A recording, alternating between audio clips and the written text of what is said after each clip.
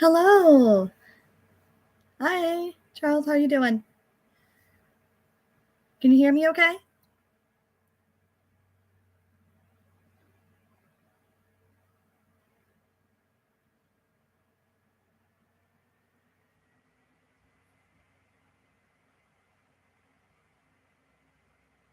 No, I'm not muted.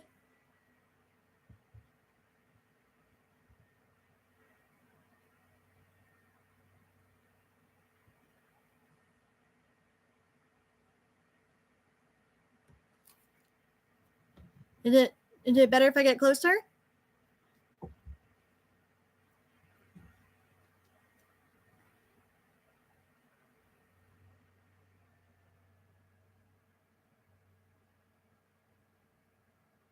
Oh, okay. Okay.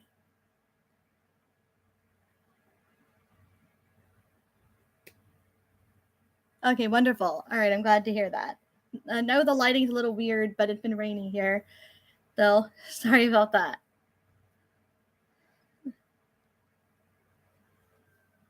Welcome. Thank you for coming. I've missed doing this. All right, so we have.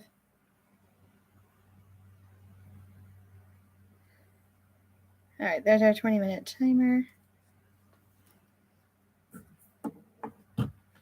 So let me know, guys, what it is that you will be reading today.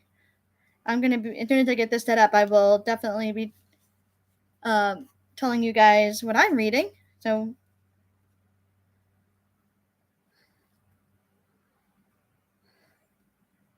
see if I can make this work because I in kind of a little bit of a new space to work today. Better background than the kitchen or the breakfast room, anyway. So let's see. Let me have it put it up here because it'll be easier to see. Yeah.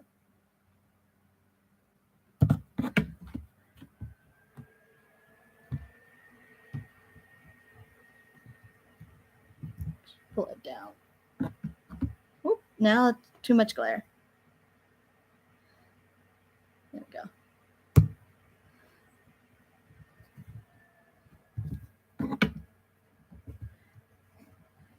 Actually, it might be better right there. The way it you can see it. Okay. More Tales of Ravenloft. Okay. Von Karkov. Okay. Yeah, we'll find out together. Definitely.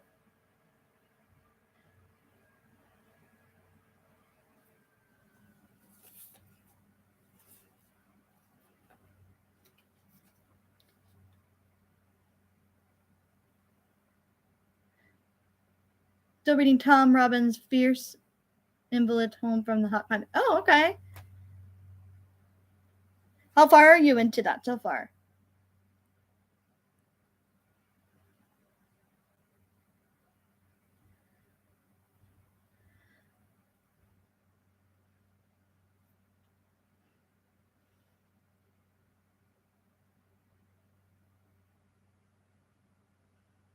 $100 pages? Okay. That's a good way through. I hope you're enjoying it. And how many stories do you think you have left, Charles? I know you've been reading on that for a while. Of 445. Yeah, it's pretty long. The book I am reading is, let's see, how long is it? 593 pages. But this is a sequel to The Way of Adan by Philip Chase. Look at this cover, guys. Like, this cover is stunning. And the other cover for the second book. The first book, the cover was almost a lot like this, except it was just it was the same, but different lighting and different scenario going on here. But the back is different. Look at this. Oh my goodness. Like, that's just stunning. So this is what I'm reading. The second book to the Adan trilogy by Philip Chase. It is about a holy war that rocks this fantasy world and the aftermath of it, and of course the fantasy creatures that get pulled into it as well. And so it's actually very interesting. I'm loving it so far. The second book is actually even better than the first book, which is very unusual to find. But yeah. So this is the second one. And the first book is really good, but it's more of a setup book. And then this book is where like things just take off right from the first, even from the prologue. The prologue just takes off, and it doesn't. And I'm in the second chapter, and it still has not let go. Like it still has not slowed down. Like it's really, really good. So I'm excited. If you want a good epic fantasy that has a lot of depth to it, and a lot of realistic battles and a lot of realistic like depictions of war and characters, this is a good to check out. It's a self-published, which I really love. Trying to really get into some more self-published fantasy, because that's where self-published actually really shines. Because if you are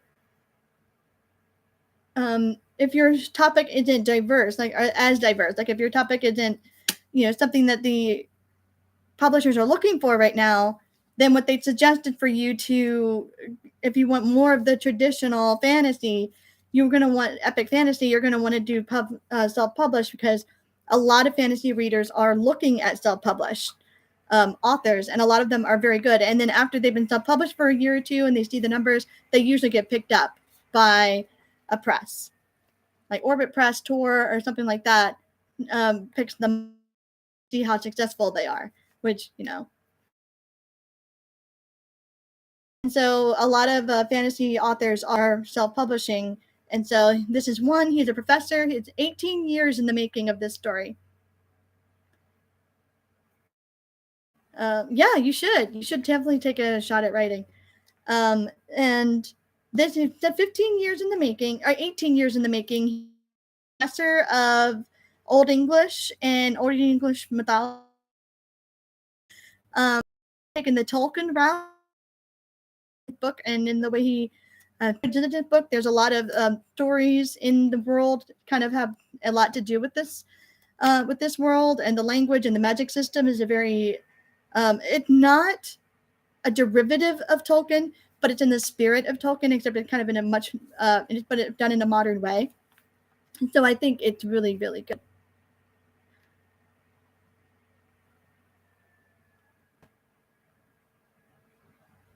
Okay. Well, I'm sorry that it's yeah. So anyway, that's the Prophet of Dan. That's my sales pitch, because I really want people to read the series. But yeah, I can understand that. I've done that before, Megan, where I'm like, since I know what happens in the book, and I don't, and I know it's I'm not gonna have fun with it. Then I will switch to something else. So feel free to just switch to something else whenever you want. As I said, these sprints are not to lock you into anything. These sprints are to get you to sit down and read for a little bit and enjoy what you're reading. So if you're not enjoying it, feel free to pick up whatever you want. Like that's you have my permission if you need it. You probably don't, but you have my permission to read whatever it is that you're into at the moment. So I'm going to read some more of this. I've also been reading another book by Robin Hobb called the first. And it's a series called the Realm of the Elderlings, and I'm reading the second book, which is Royal Assassin. The first book was Assassin's Apprentice. So I've been reading that on my phone because I have that on Kindle, but I'm using my phone as the timer, so I'm going to be reading this one today. Yeah, I do the same thing. Like I will use friends to be like, okay, I'm actually going to read during the weekend instead of like getting bogged down with all the stuff I would need to do. So that's good. All right, are we ready? I mean, want to get started? No, I'm started blabbing my mouth. Sorry, guys. Did you guys want to get started now with our first breath? 20 minutes?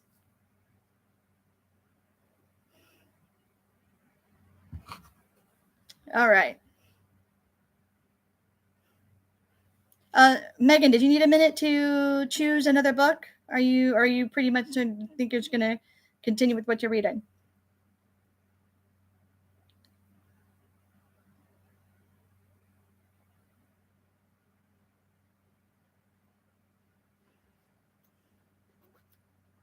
Okay. I'll go ahead and start the timer, and then we'll chat after we get done.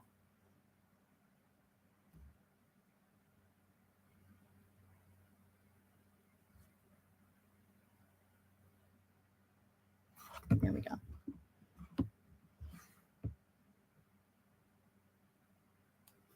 Can you guys see the timer okay?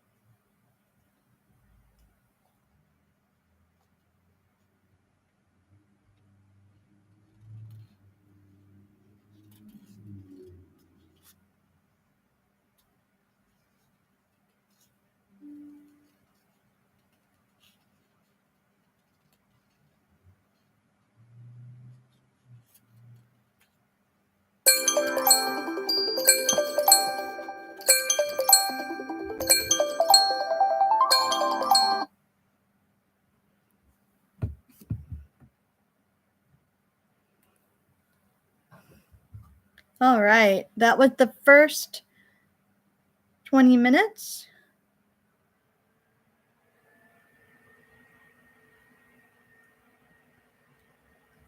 Does anyone want to report on what they read, what they thought about what they were reading so far? Whether they're going to continue what they're reading so far, whether they want to change?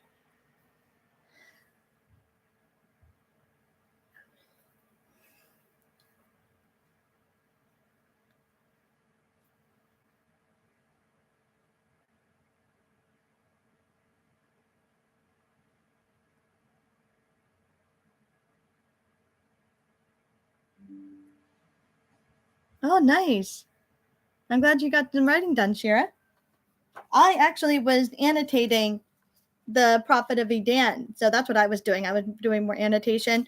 I had they were introducing new cultures and stuff, and I didn't want to get them confused. So I color coded them, some of them, and I was writing in some of the descriptions that I liked. I was like, oh, I like this description, or oh, the writing was nice here, prose was good, that type of thing, for my own writing. No, but kind of writing because you're still looking at how I would like to write things. So really good. And Shira, I know you weren't here when we were describing things, but what we were going to read. But this is the second book to the Adan trilogy by Philip Chase, and it's the Prophet of Adan, and it's the second book, but it's even better than the first book. The first book is really good, and it's self-published. And in fantasy, as I said earlier, in fantasy, that's where self-publishing really shines. A lot of the times, if they did a really good job with their book, then sometimes Tor and Orbit will pick them up for later books, for other things, when they see that people are interested. Because a lot of fantasy people will look through self-published fantasy authors to get something different, get something new. So they really get a lot of support. So it's that's when this is Philip Chase is also a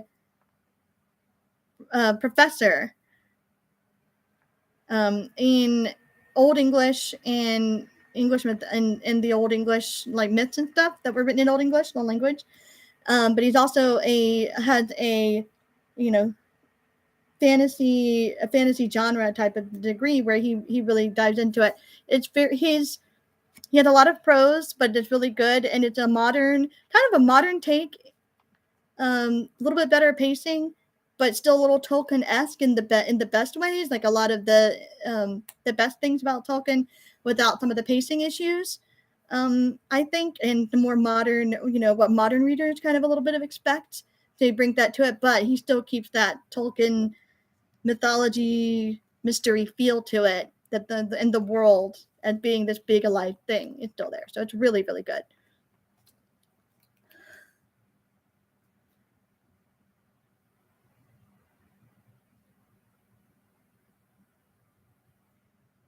Oh, that sounds very interesting, Charles.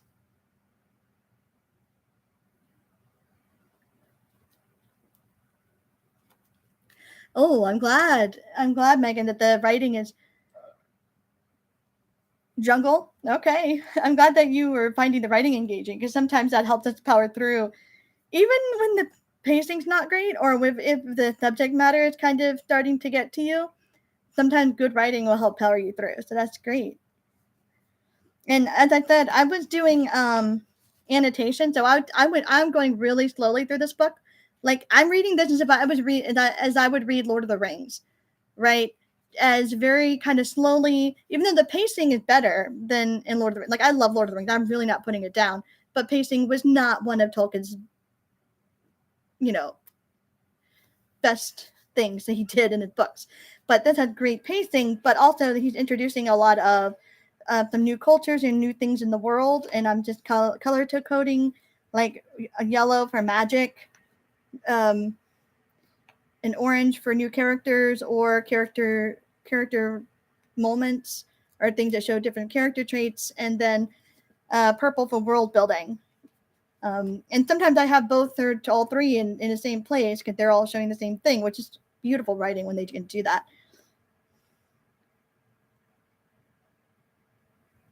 Exactly. And the pacing and what they expected from pacing in literature at that time was very different. So for him, in his time, his pacing was probably beautiful. His pacing was fine. It was probably what they expected, and was, enough for them to grasp everything going on, and it was great. But if you are someone who has read a lot of fantasy or watched a lot of fantasy or kind of know the tropes and all this stuff, it can get a little long. It can get a little much.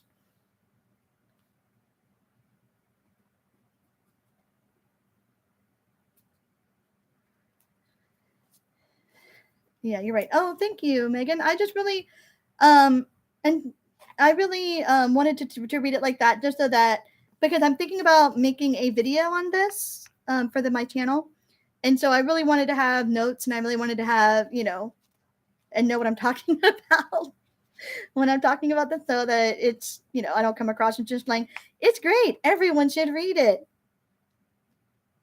you know. So.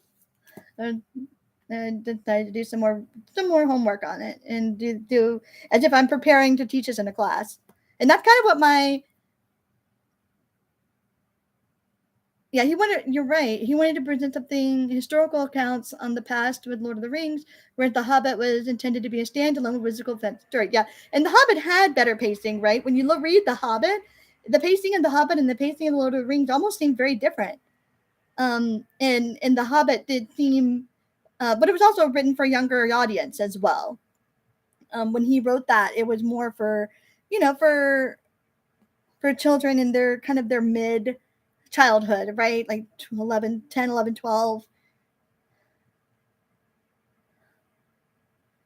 Yeah, so it was very whimsical, and the mythology and Lord of the Rings was more mythology, giving when he was creating a mythology. So yeah, it really is. Sure, I agree. Oh, and Charles, did you like that story? It sounds interesting. Was it you said it was interesting, but did you enjoyed it more than you thought you would?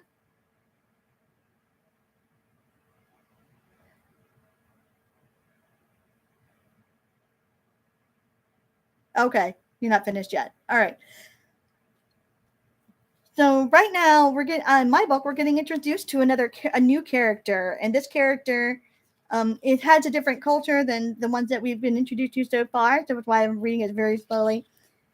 Basically, he's watching a battle unfold and he's asking questions. Um, and kind of sharing with us what his culture thinks about battle and what his culture does. And so that's interesting. And he's watching a battle take place. So it's like there's a lot going on that I'm trying to like, okay, what's happening here? So that's why I've been going very slowly. I only read like a couple pages in like 20 minutes.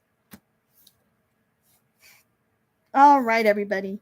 Anybody else have any comments that they want to make about their book, about what they're reading, what they're going to read next, if there's switching books or anything before we move on to another 20 minutes? We turn on our timer again.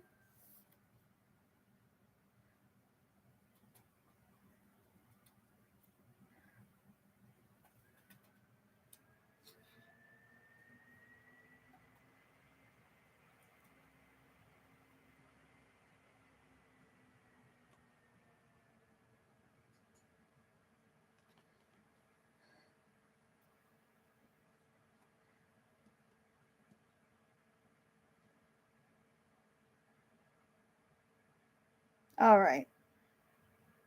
So are we ready to do another sprint? Okay, more reading. There we go. That's one I wanted to know. So we're ready for more reading? I'll turn on the timer.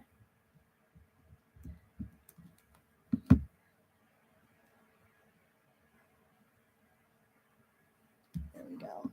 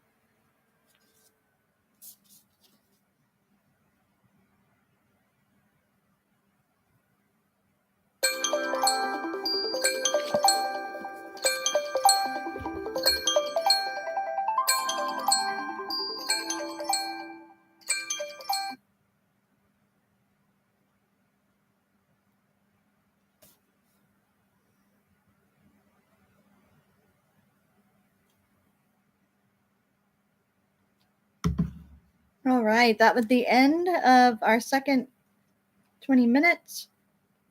How'd you guys do?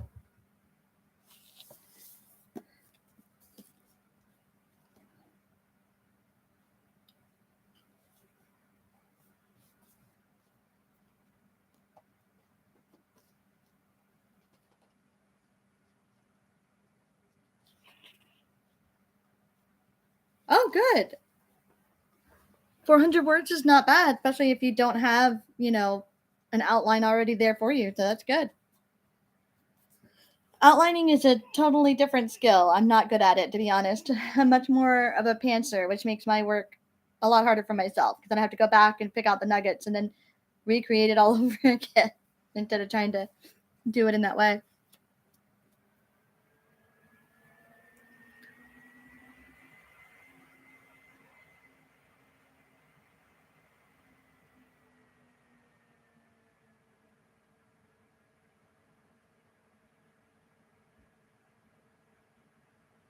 Oh, that's good. Megan, I'm glad it wasn't as bad as you remembered. Charles, that sounds horrifying. That sounds like it's more just a werewolf attack description than it is actual, like.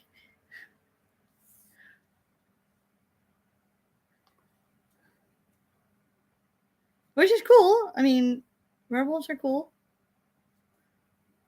So he's a red wizard, and I guess the red wizard's going to enslave him or something. I don't know.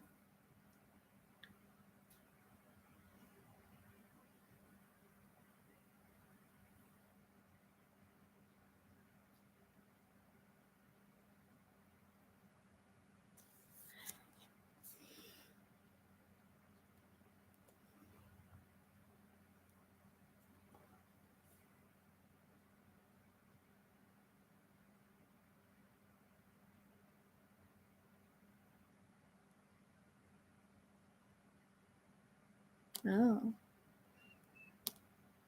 Okay. So kind of a justice for him for what they've done to him. All right. Charles, I get it. Interesting.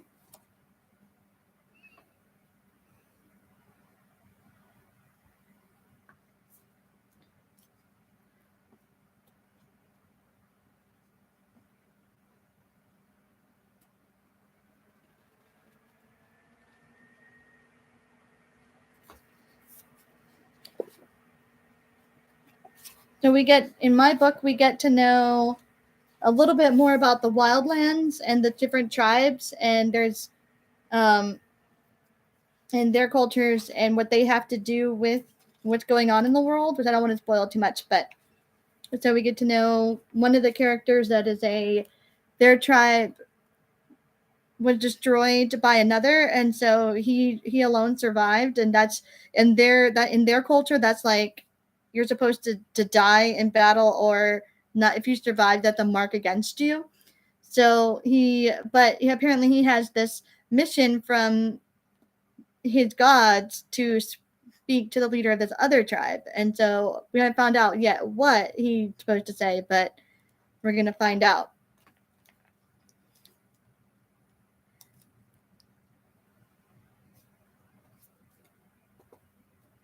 Okay.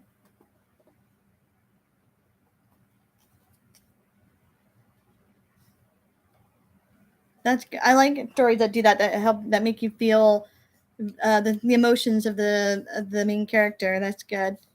I like that. Robin Hobb is a fantasy writer that does that very well. You can feel, kind of get that the same feeling. The tone of her novel really sets to where you can feel what the characters are feeling. So that's really interesting.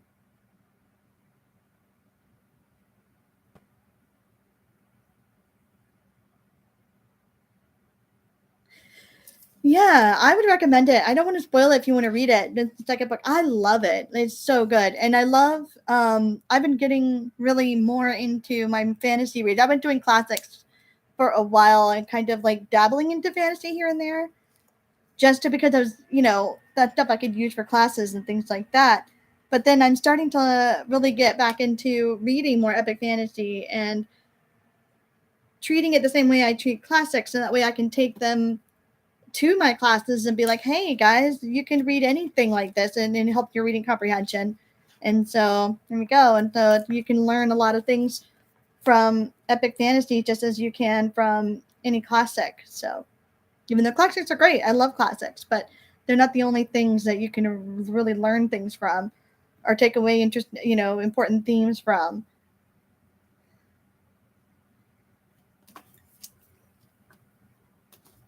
But it's interesting. I really like it. And I'm hoping there's a holy war going on, and this is a clue as to what's used in this holy war for battle by one of the sides. And there's magic in this world is very interesting and very empathy based, and sharing when you use magic against someone for good or for ill, you feel what the other person is feeling, which is really interesting. And also, it's a fanatical religion trying to take over the world for their god, and this is about the different countries who have been attacked by them and religions that are being attacked by them and how the world is being changed by that, and the people who are fighting against it and fighting against their cruelty and takeover. And it's good because they have characters in here that really believe in what they're saying. They believe that they are right. They believe that they have the right to do what they're doing, to spread their religion. They think they're the good guys. They think that they're doing the right thing, and they, you know, the only thing they question is like, you know, is more, am I good enough? Do I need to, you know, submit more? Do I need to do this more for, to be recognized by my god? So it's like, but then I think there are going to be some things in here where other characters are kind of questioning their leaders of this religion, and like whether that's going to turn into a whole thing. But it's really interesting because you have magic in this. Is also their main character Dayraven basically gets his magic a from an elf who he is entranced by in the forest. And basically in this world, elves are very mythological beings that if you see an elf, two things are going to happen. One, you're probably going to die a horrific death. And two, if you survive it, your village is going to kill you because you're cursed. So he ends up getting this, what they call the sleeping sickness, which is what happens if you are cursed by an elf in the woods. And he, unlike unlike the other people who have come down with this, he actually woke up. Usually they don't wake up; they just die. They wither away and they die. But he actually woke up, and now he had these abilities that he doesn't know that have been awakened, and he doesn't know how to control them. And he is all wrapped up now in this holy war, trying to fight against the holy war. That's basically what it's about. Yeah, exactly. Thank you for asking, but that's basically what it's about. The whole trilogy is about, and it's really interesting. It's based on some Norse kind of mythologies, but also very much different other kind of things as well. It's all together, and that's it so far. And we're getting introduced to other cultures and other prophets of, I guess, that I just met that I've never heard of, that's going to talk about their gods and what their gods are saying to fight against this holy war. So it feels very much as if you had this Matt Mercer type DM create you a story about a holy war and create the world for a holy war. That's exactly what this feels like.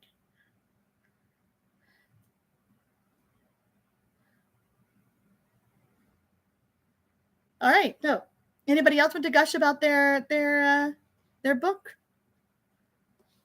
I'm glad that you enjoyed yours, Charles. that you got to finish it.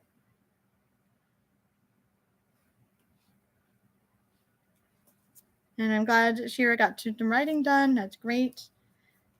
And I'm glad, Megan, you got to got past that part, so now you can go on through it. 10 more short stories? Okay. I've never been able to get on as well with short stories as I wish I did. There's very few that actually like. And well, I do like short stories. What I don't usually jive with is collections, because I start reading a collection of short stories and I'll find one or two that I really like, and then the rest of them are just kind of and yet I bought this whole book for 2 stories that I actually liked. Ray Bradbury's an exception, okay? Ray Bradbury, he can't do no wrong. You're right.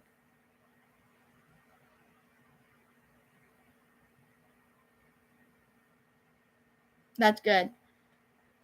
That's good. Glad that they're more like Penny Dreadfuls. Good. All right. So do we want to read some more, or are we pretty good for now? We can do another one, or we can say goodbye until next Sunday, or any other day. I got spring break, so if you guys want to do another day, let me know. I'll jump on. Doesn't matter. How are we feeling?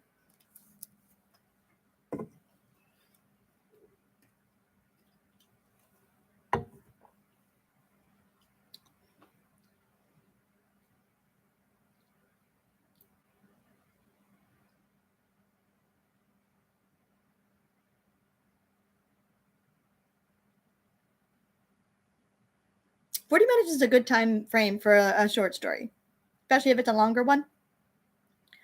So yeah, good time frame, because that means you're reading it and taking in all the details. Okay, thank you, Shira.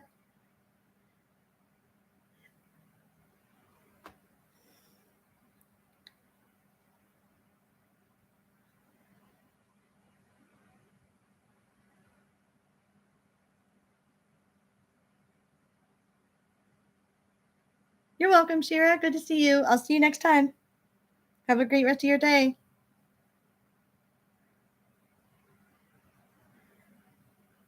Okay, so Megan, did you want to do another set? If you want to do another set, I can try to do another 2.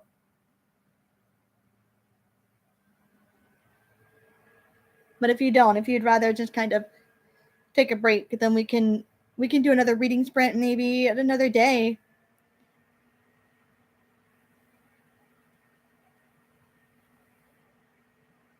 Are you ready to call it, Megan?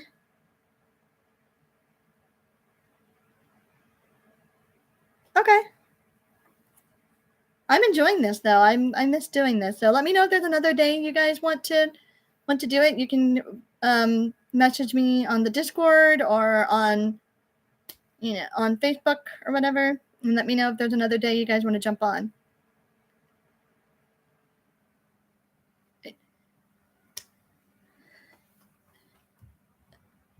All right, have a good rest of your day, everybody, and as always, have an adventure with reading this week. Try to do some reading on your own so you can report back. Try to maybe do it as a family time. Sit down, put in a timer for 20 minutes together in the evening. That's when I try to do that sometimes. All right. Bye, everybody. Have a wonderful day.